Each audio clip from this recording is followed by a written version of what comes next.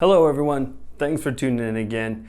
It's time to get started with another Google Home, new features, new updates, and of course everything new for the Google Assistant as well. So let's get started. All right, first things first. We've seen the launch of a number of Google Home smart displays or Google smart displays on the market. We've seen one come out from JBL and we've also seen one come out from Lenovo. Now, both of those devices are getting good reviews, but ultimately Google still has not released their own device. So that has been rumored to be launched before the Christmas season, and I would expect it to come out here as well. Obviously, Google wants to hit that market before the Christmas season.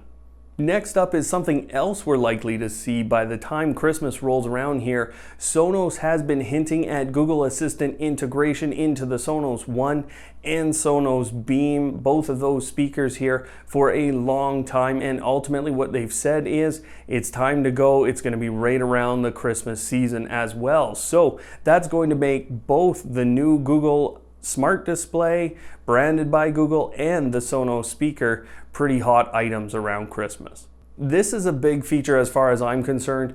We've all seen the revamp of Google News, but what we haven't seen is integration with Google Home and the Google Assistant. Now, what happened this week is in the US, you are able to ask your Google Assistant on an Android phone to go ahead and give you the latest news about a specific topic. Now, that means the functionality is coming very quickly to all the other devices and a number of countries. Now, we don't have a rollout schedule, but here it comes. The next thing is something I've been asked about by a number of users on the channel. There's obviously a lot of different music services that you can use with your Google Home and Google Assistant, but Pandora has never been a service that's been available. So Google has gone out and they've partnered now with Pandora, and the premium service is available on Google Home Mini, Google Home Max, and of course most Google Assistant devices.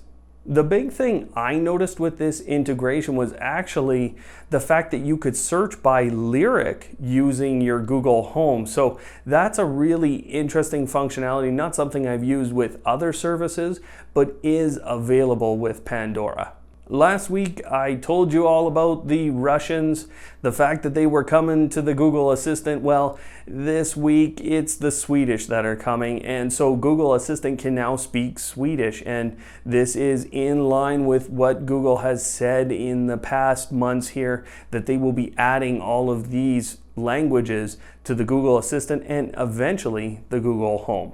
This is a bit hearsay right now, but what I'll say is some pretty good detective work went into this next thing, and what has been found throughout some of the most recent Google Assistant code is what appears to be a Facematch service, and this makes sense as well if you think about the smart displays coming out here. They are basically ushering a new set of functionality that you could go ahead and use with your Google Home device. Now, what they're saying in this is this code is called Avocado right now. It's a little bit cryptic, but ultimately it seems to require the use of your camera on your tablet or phone, and then on top of that, there also seems to be some facial recognition code within the program now. If you were living under a rock this week, you probably didn't hear about Alexa and Cortana being integrated at some level. It's a pretty basic level right now, but ultimately that integration is intended to deepen and get better. Now, what we've seen is one device here, a thermostat called Glass from Johnson Controls.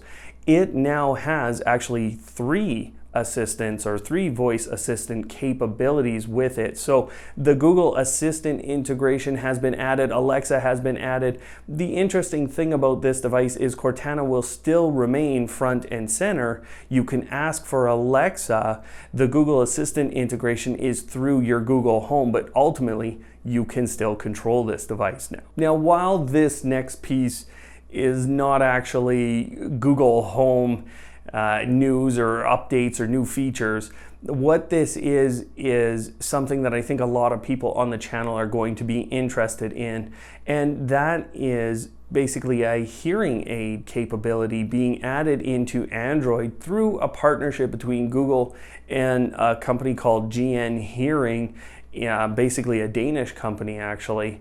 Now those two companies are pairing to get hearing aid support and connectivity embedded into Android directly, and therefore what I think you're going to see, especially when we talk about these smart displays, is direct connectivity through those devices. It remains to be seen if that would extend to something like the Google Home or the Google Home Mini. Ultimately, though, I think it's headed in that direction, so I wanted to share that here as soon as I heard about this different type of integration. There you go, everyone. We're all done this week for all the new latest Google Home and Google Assistant updates. We're still waiting on Google Duplex and a number of those features that came out from Google I/O. We're not hearing any updates. I've actually asked Google a number of times, but nothing new is being shared at this time. We do know in terms of Google Duplex, we do know that Google is out there demoing this and getting tests done with different focus groups. So we do know that's coming soon. It's just how soon. So stick with us here on the channel. We're going to be running these every so often here. I try and run them every week, but ultimately sometimes there's just not enough news related to the Google Home and Google Assistant. So thanks for watching, everyone. We'll see you next time.